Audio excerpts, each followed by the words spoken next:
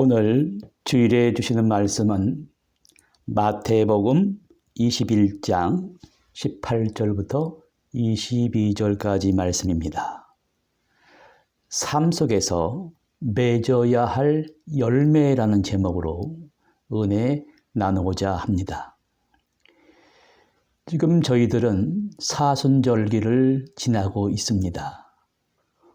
오늘 본문은 예수님께서 곧 십자가를 지시기 전에 공생의 기간 중 길가에 서 있는 한 무화과 나무, 열매가 없는 무화과 나무를 보면서 말라 죽게 한 사건을 보여줍니다. 이 사건을 통해 우리가 삶 속에서 맺어야 할 열매가 무엇인가를 보여줍니다. 그것이 무엇입니까? 우리나라도 무화과 나무를 재배하고 일부 지역에서 생산하고 판매하고 있지만 우리에게는 좀 익숙한 나무와 열매가 아닙니다. 그러나 이스라엘 사람들에게서는 익숙한 나무와 열매입니다. 예수님께서 지금 시장하셔서 길가에 서 있는 무화과 나무를 보시고 열매를 따서 드시라는데 그 무화과 나무는 겉으로 보기에 푸른 잎사귀만 무성하고 열매가 하나도 없었습니다. 그래서 무화과 나무를 저주하시자 그 무화과 나무가 바짝 말라 비틀어지면서 죽어버렸습니다. 제자들이 이 눈에 보이는 엄청난 광경을 보면서 깜짝 놀랐습니다. 예수님이 공생의 기간 동안에 하신 행동과 말씀들은 제자들의 놀람의 연속이었습니다. 오늘 우리는 이 사순절기를 지나면서 이 말씀 구절구절에 행간 사이에 숨겨져 있는 천국의 놀라운 비밀을 알아야 됩니다. 제자들은 그 놀라운 사건을 보며 저분이 도대체 어떠한 분이시기에 사람의 생각으로는 도저히 할 수 없는 일을 할 수 있는가?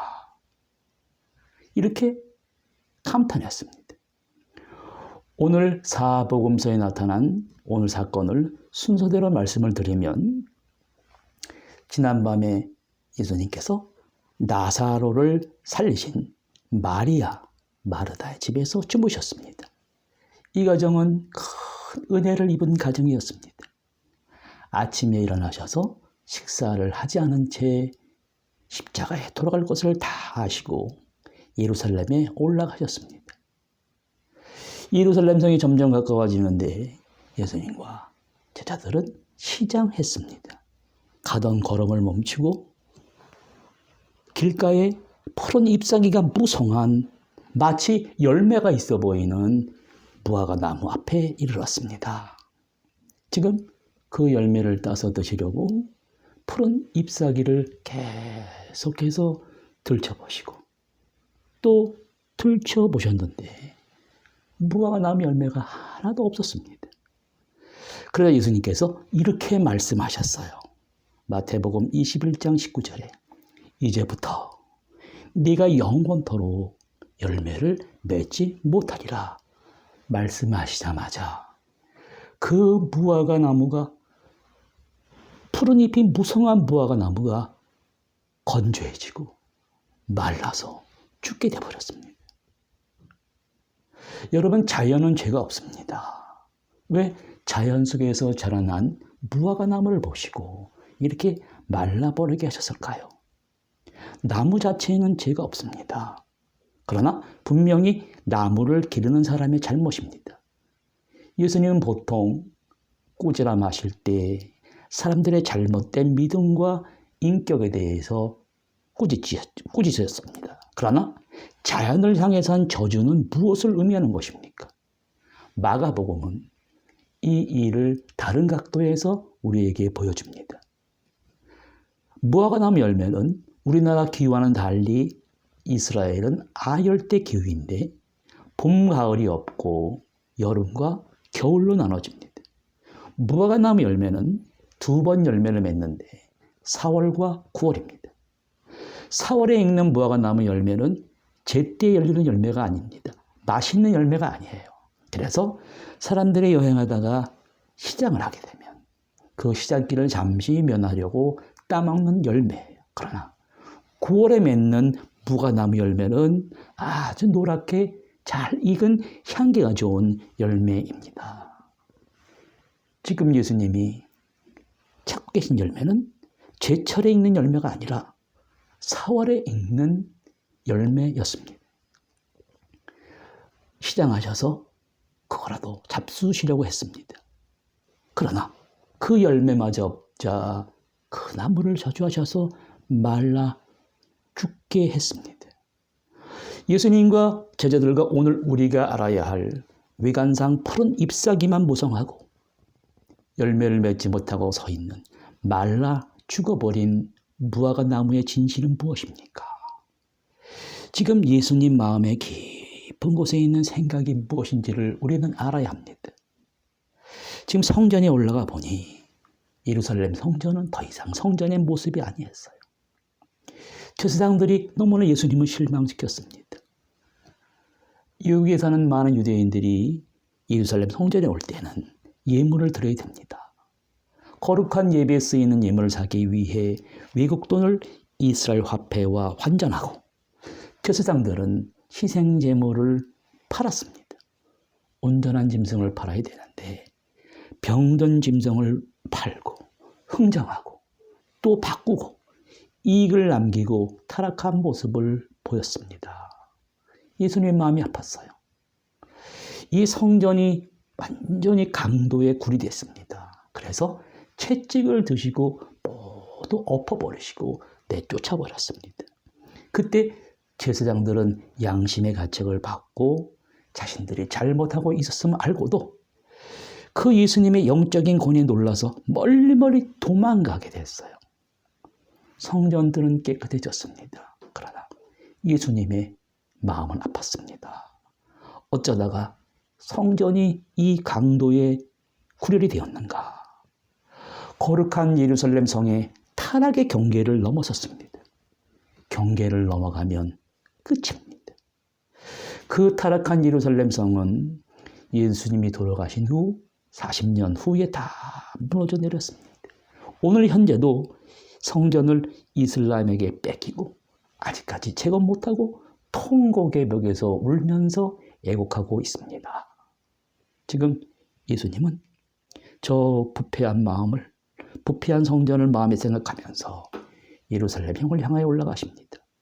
그 대제사장에 의해서 예수님은 십자가에 돌아가십니다. 그러나 끝까지 참고 인내하시고 올라가시는 길에 무화과나무를 보신 거예요. 몹시 시장하셨습니다. 잠시 시장길을 끌 생각으로 가까이 갔으나 열매가 없었어요. 그러자 그 나무를 저주하자 나무가 말라 죽었습니다. 지금 이 사건 하나하나는 우리에게 무슨 의미를 줍니까? 지금 예루살렘 성을 보면서 당장 예루살렘 성이 망할지어다 하지 않으셨어요. 그 예루살렘 성을 타락시킨 제사장들을 향해 이 강도 같은 제사장들아 망할지어다 하지 않았습니다. 성령과 제사장과 바리새인들은 그대로 있고 무화과 나무만 저주받아 시들어 죽어버렸습니다. 왜 그러셨을까요? 악하고 부정한 사람들이라도 하나님의 부르심이 있었기 때문에, 기름 부은 제사장이었기 때문에 타락해도 지금 당장은 심판하지 않으십니다. 타락한 제사장이 하더라도 이제 곧 하나님이 심판하십니다. 내가 저주해서는 안 됩니다. 그러면 그 대신에 무화과 나무를 심판하셔서 말라 죽게 한 것은 무슨 의미입니까? 사람이 받아야 할 심판을 무화과 나무가 대신 대체해서 심판을 받게 된 것입니다.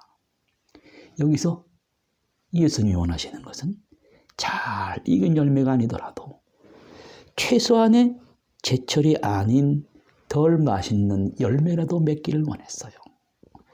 그 열매마저 맺지 못하면 그 나무를 치워버리십니다.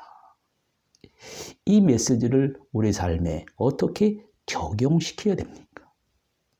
우리가 이 세상을 살면서 하나님 나라의 택한 성도로서 최소한의 열매를 맺을 가능성을 다 주셨습니다. 그러나 그 가능성이 없으면 하나님은 그 가능성마저 닫아버리게 하십니다. 교회에서 하는 모든 봉사와 헌신과 성도들의 교제도 마찬가지예요. 하나님이 주신 건강도 하나님께 드리며 예배를 드려야 할 때 드리지 않으면 예배를 드리지 못하고 건강을 거두어 버리십니다. 하나님께 정성껏 예물을 드릴 수 있을 때 드리지 못하면 아예 하지 못하게 만드십니다. 드릴 수 있을 때, 할 수 있을 때 하지 않으면 마지막 순간에 다 사라질 수 있다는 것을 보여주는 사건입니다. 그러나 사람들이 거짓된 마음과 위선과 가식을 가지고 핑계를 대고 드리질 않습니다. 하나님께 드리고 바쳐야 할 때 못 바치면 아예 영원히 못 바치게 하십니다. 그 비근한 예로 우리가 TV 뉴스를 보면 정치나 사회나 교회나 한순간에 한 사람이 부끄러워서 얼굴을 못 들고 인격과 쌓아놓은 명예가 다 무너지는 이야기가 나옵니다. 누가복음 13장 6절 9절에 무화과 나무 비유가 또 다른 각도에서 우리의 이해를 높게 하기 위해 이렇게 나타납니다. 6절에 한 사람이 포도원에 무화과나무를 심었는데 열매가 없었어요. 포도원 주인이 이르되 내가 3년 동안 와서 열매를 구했는데 얻지 못하니 내가 찍어버리겠다. 어디 땅만 버리겠느냐. 그러나 뭐라고 합니까? 주인이요. 금년에 1년만 그대로 두소서. 내가 두릅하고 거름을 주리니 이후에 만일 열매가 열면 좋거니와 그렇지 않으면 찍어버리소서. 이런 말이 나와요. 이 말은 여유를 준 3년의 시간과 현재 우리의 1년이 추가된 이 시간은 이스라엘과 오늘 이 시대를 살아가는 우리에게 마지막 심판의 재앙이 유보되어진 시간이에요. 그래서 최종적 열매를 기회를 부여하고 있는 것입니다. 그러면 열매를 맺어야 할 최종적인 기회가 무엇입니까? 예수님께서 이러한 말씀하셨습니다. 10,000달란트 빚진 자가 있었습니다. 아무리 갚으려 해도 갚을 길이 없고 어려운 곳을 알자 주인이 탕감해 주었습니다. 이제부터 갚느라고 애쓰지 말고 다 없던 것을 해주겠다. 그래서 감사하고 고맙다고 인사하고 나가는데 이 사람에게 빚진 100데나리온 빚진 사람을 만났습니다. 이 사람의 옷을 붙들고 갚으라는 거예요. 갚기 전에는 놓아주지 않겠다고 감옥에다 갖다 놓았습니다. 이 소식을 들은 주인이 너무 마음이 아파서 내가 너에게 10,000달란트를 탕감해 주었는데 네가 그 100데나리온을 탕감해 주는 것이 당연하지 않느냐. 내가 너를 긍휼히 여겼으면 너도 남을 긍휼히 여기는 그 열매를 맺어야 될 것이 아니냐. 여러분 10,000달란트면 지금 달러로 1,000,000불에 해당한다는 거예요. 100데나리온은 20달러에 불과하는 거예요. 50만 분의 1입니다. 이 엄청난 죄를 용서받고 사는 그리스도인이 누구를 정죄하고 누구를 비판할 수 있겠습니까? 먼저 주님께 긍휼하심을 얻은 사람은 긍휼의 열매를 맺어야 됩니다. 그것은 우리가 하나님과 원수되었을 때 하나님이 우리를 먼저 사랑하셨어요. 당연히 용서하는 열매를 맺어야 됩니다. 오늘 본문을 보십시오. 무화과 나무가 길가에 서 있었습니다. 마치 열매가 무성히 맺은 것처럼 많은 사람이 쉽게 볼 수 있는 푸른 잎이 무성했습니다. 그래서 많은 사람들이 찾아가는 거예요. 실망했습니다. 무엇을 말합니까? 기대감에 대한 실망입니다. 위선을 말하는 것입니다.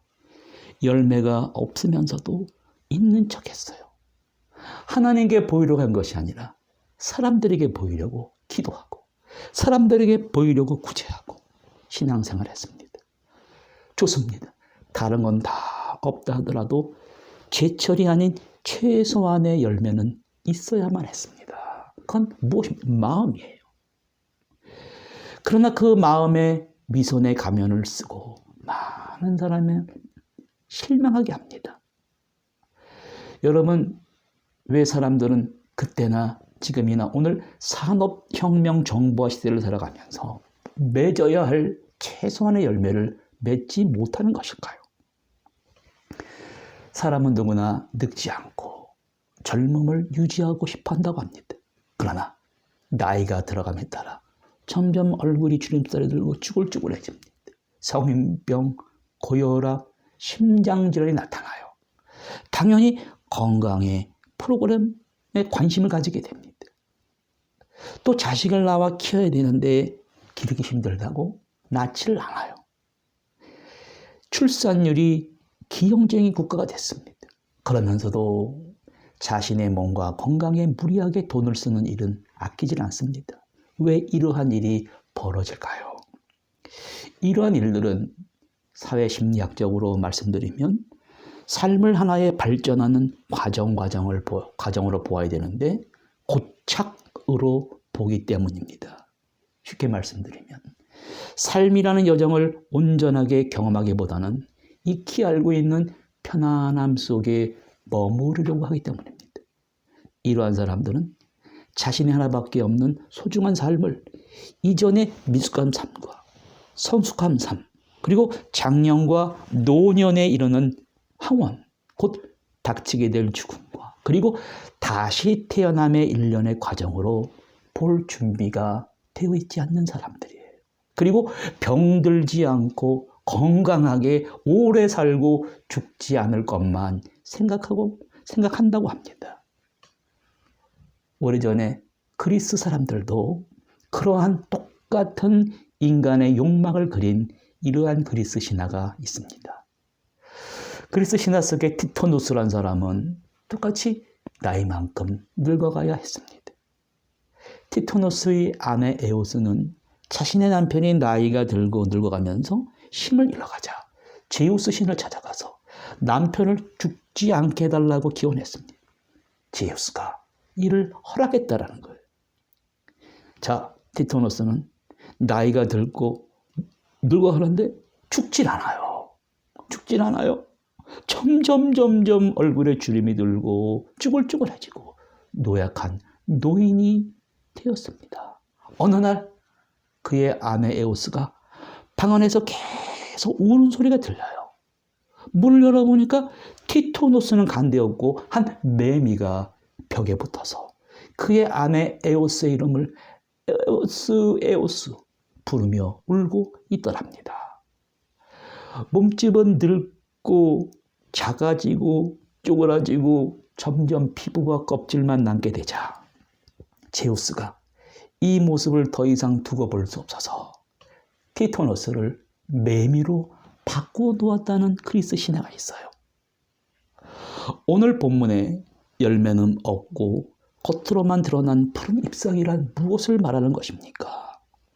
그 푸른 잎사귀가 한순간에 말라 비틀어져 버린 잎이 되었습니다. 이 말의 소중한 교훈은 우리 삶을 아무런 의미 없이 사라지는 낡은 거짓된 자아에 대한 집착을 버리라는 것입니다. 그래야 이전에 체험해보지 못한 신비로운 세계로 들어가는 길을 본문은 보여줍니다. 본문의 주님은 그러한 삶을 얻으려면 읽는 법을, 자기를 부인하는 법을 배워야 된다는 거예요. 이것은 바로 우리가 맺어야 할 최소한의 열매로서의 의식입니다. 노랗고 향기 좋은 열매가 아니고 4월에 무화과 나무예요. 무화과 열매입니다. 그 최소한의 열매마저 없었다는 거예요. 그러한 열매마저 없으면 그 다음 내 영혼의 경종을 울리는 말에 귀 기울여야 됩니다.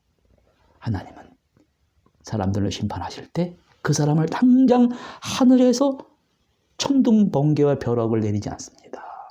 회개할 기회를 주십니다. 어떻게 주십니까? 이전에 깨닫지 못한 것을 깨닫게 하십니다. 특별 계시의 말씀과 일반 계시인 우주만물과 자연을 통해 지혜를 깨닫고 회개할 기회를 주십니다. 제일 중요한 것은 내가 마지막 기회에 심판당하는 것을 미리 보게 하십니다. 남이 TV에 나와서 한순간에 무너지는 것을 보면서 나도 회개해야 됩니다. 나도 잘못되면 저렇게 된다. 오늘 뉴스를 통해 실수하는 사람들을 통해 나도 잘못되면 저렇게 된다는 것을 알아야 된다. 이웃의 실수와 실판을 왜 우리에게 계속해서 보여주십니까? 회개를 재촉하시는 거예요. 부동산 투기로 망하는 사람들이 TV에 등장해서 머리를 못 들어요. 자신은 전 욕심을 부려서 집을 여러 채 사서 되팔고 이익을 남겨서 좋지만 평생 집 한 채 없이 살아가는 사람들에게는 무거운 짐을 그 어깨에 지우는 것입니다. 그러한 일을 해결하지 못하고 부끄러움을 당하는 이웃을 바라보면서 나도 욕심을 부리면 저렇게 된다. 그들의 욕심을 부리는 모습을 보면서 오늘 나의 모습을 볼 수 있어야 됩니다. 특별히 많은 재산과 달란트를 쌓아놓고 제대로 활용하지 못하고 살아가는 사람들은 즉 최소한의 열매를 맺지 못하고 살아가는 사람들이며 지금 엄청난 도박이라는 모험을 하는 것입니다. 코로나 바이러스 확진자가 세계 기록을 깨고 있습니다. 30만, 하루에 40만, 50만 명을 넘어서는 것을 보고 그로 인한 사망률도 높아지는 것을 보면서 우리는 조심해야 됩니다. 전혀 남의 얘기가 아니라 내 이야기처럼 들어야 됩니다. 오늘 예수님께서 열매를 맺지 못한 무화과 나무를 저주하시고 말라 죽어버리게 하셨습니다. 타락한 예루살렘 성을 향한 메시지. 이제부터 내가 영원히 열매를 맺지 못하리라. 그 성은 30년 후에 무너져 내렸습니다. 이것은 곧 나에게 대한 예표적 간접적인 심판이에요. 이 무화과 나무 심판은 오늘 여러분과 저를 겨냥하고 있습니다. 그 일은 남의 일이 아니라 바로 다음에는 나의 차례라는 것을 보여주는 것입니다. 이제부터 영원토록 네가 열매를 맺지 못하리라. 무화과 나무가 열매를 맺지 못하고 저주받았습니다. 여러분, 나 대신에 자연 속의 무화과 나무가 당한 거예요. 예수님은 제자들에게 경고하십니다. 이것은 예표적인 경고입니다. 회개하라고 주시는 재촉의 말씀입니다.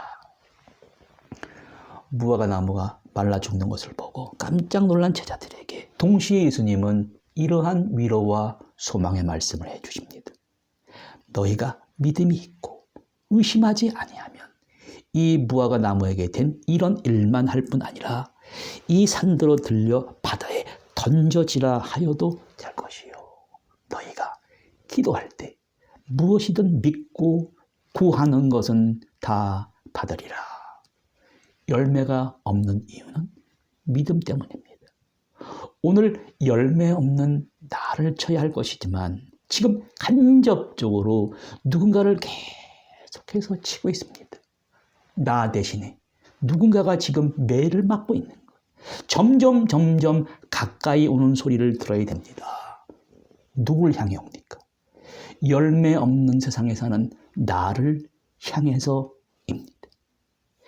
길가에서 입만 무성해서 많은 사람들에게 실망을 주고 있는 무화과처럼 예루살렘 성전은 수많은 사람들에게 실망을 주었습니다.